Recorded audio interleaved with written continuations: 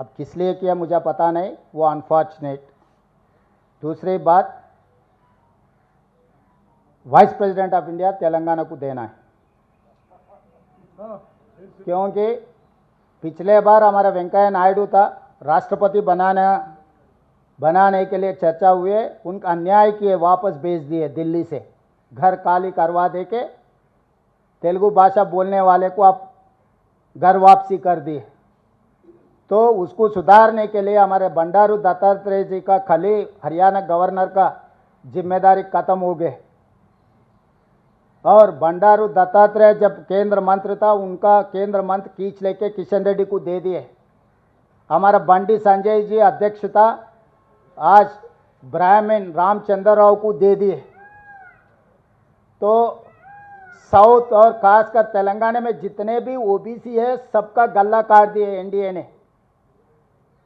सो सौकुन माफ करने के लिए दत्तात्रेय जी को वाइस प्रेसिडेंट बनाए तो ठीक रहता है,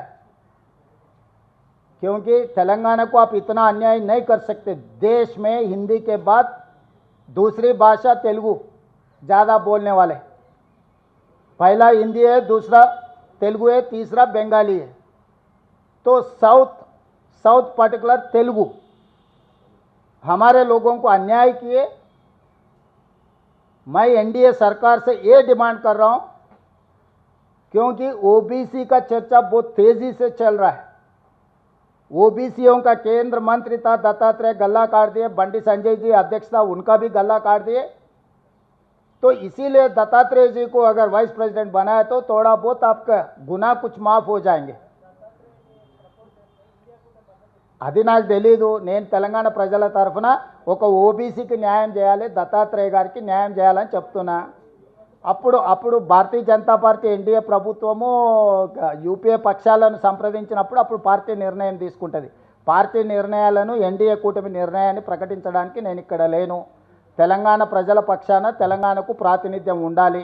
ఢిల్లీలో ఎదిగిన మా ప్రాంత నాయకత్వాన్ని కేంద్ర ప్రభుత్వము ఎన్డీఏ పూర్తిగా తలలు కోసేసి నాయకత్వమే లేకుండా చేసే ప్రయత్నం చేస్తున్నారు। ఇది ఒక కుట్ర।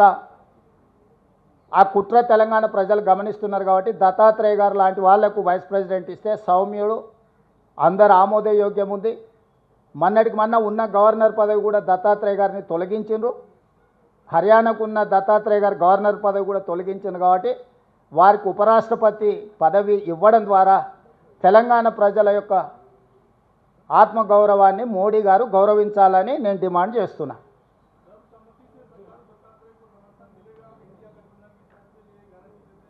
अभी मोदी जी खत मुझे लिखे तो मैं ज़रूर जाके पूछूंगा कि एनडीए अलायंस से चलो भाई, हमारा तेलंगाना वासी है, दत्तात्रेय ठीक ठाक आदमी है, इनको मदद करने के लिए मैं कोशिश करूंगा। मगर मैं वादा नहीं कर सकता हूं, क्योंकि ये एआईसीसी लेवल पे चर्चा करना है। AICC has to decide all this such thing. This is not in my purview, but definitely on behalf of Telangana, definitely I will request my leadership. తెలియదు, అవన్నీ పార్టీ నిర్ణయం తీసుకోవాలి। కాంగ్రెస్ తెలంగాణ ఎంపీలు, కేరళ ఎంపీలు ఇట్లా సపరేట్ ఉండరు। కాంగ్రెస్ ఎంపీలు అంటే కాంగ్రెస్ ఎంపీలు, కాంగ్రెస్ పార్టీ నిర్ణయం తీసుకుంటుంది।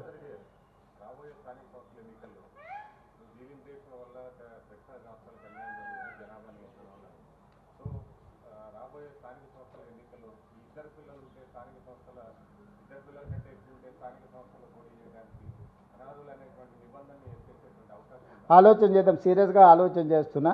మా పార్టీలో 5 మంది పిల్లలు ఉన్న వాళ్ళకుంటే వాళ్ళకి మొదటి ప్రాధాన్యత ఇస్తా టికెట్ ఇచ్చేటప్పుడు।